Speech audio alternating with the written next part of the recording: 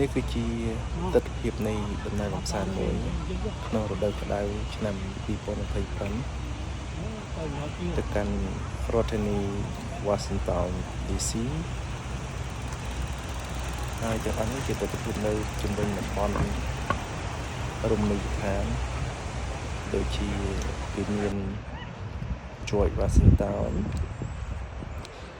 យើងមានកម្រងទៅវាមានរបស់លោក Abraham Lincoln ទៅ Capitol Hill និងទៅទីកន្លែងផ្សេងទៀតដែលនៅជុំវិញតំបន់នោះរួមទាំងវាមានប្រធានាធិបតីដែលយើងហៅថា White House វាពិតជាស្រស់ស្រាយមែនតើហើយយើងសង្ឃឹមថាថ្ងៃណាមួយយើងនឹងអាចទៅលេងនៅទីនោះម្ដងទៀត